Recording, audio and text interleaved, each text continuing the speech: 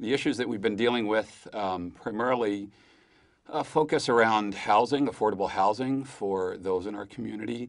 We've worked on better discipline programs in our school, and also issues of crimes and drugs to help folks in our community who are struggling in their neighborhoods.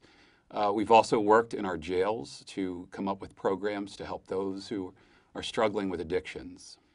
Personally, I've experienced a conversion due to my work with FAST, and I always thought as a pastor I was doing a great job feeding the hungry, clothing the naked, working with the poor, those struggling, and just thought our parish was doing a really great job with that.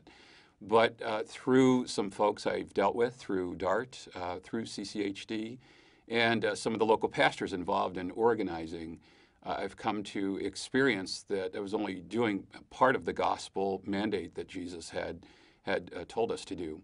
And in particular, I felt, called and felt really drawn to organizing in issues of justice. We were very good about issues of mercy, but issues of justice really weren't things that we had taken seriously. And I saw that through working with organizing and in areas of justice, our community had the ability to change, to become greater, to really become the kingdom that Jesus asks us to work on establishing. I know it's been transformative for my own parishioners. This year, I hope to have over 400 parishioners participate in one of our large Nehemiah Action Assemblies. And I always say that they do this great work not because of me, they do it because of them. They feel the real mandate and call and are responding to the call from Jesus to exercise their baptismal calling. They take responsibility, they do research, they're the ones who raise up issues, they're the ones who help to deal with our elected and appointed officials to make sure these issues of justice really take root in our community.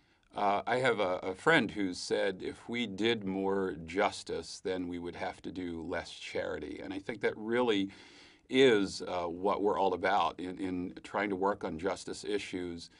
In a sense, I know we'll always have to do charitable and merciful work, but we would address the real root issues of the problem. Affordable housing is one. We may be able to take care of the homeless, to house them temporarily in a tent city, but in order to help them really get rooted and grounded in the community again, we need to set up a vehicle for them to stay in a home or an apartment that's low in rent or has a low mortgage, and enable them to really become the citizens that they should become, they deserve to become in our community. I have a great love for our church's liturgy, and I always remember that the folks who worked towards changes in our liturgy in the 19th and 20th century always said that if we're not acting out what we've done in the liturgy, it ends up being, in a sense, empty ritual.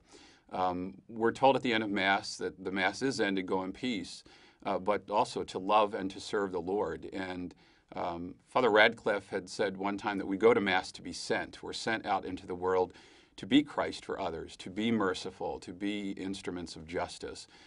It's not always comfortable, it's not always easy, but it's the gospel mandate that Jesus calls us to. I think primarily we're really called to move from being people who maintain the status quo or maintain kind of the ordinary service that we offer, to being people of real mission. And that's the gospel message that Jesus Christ gives to each of us, to be people who proclaim the good news, who work at making our community better, and that primarily has happened through organizing. And as I said, through the grant that we've received from CCHD, that's been possible, to have organizers train us, who we in turn do the work, we in turn do the work of Jesus Christ and make his kingdom visible in our midst.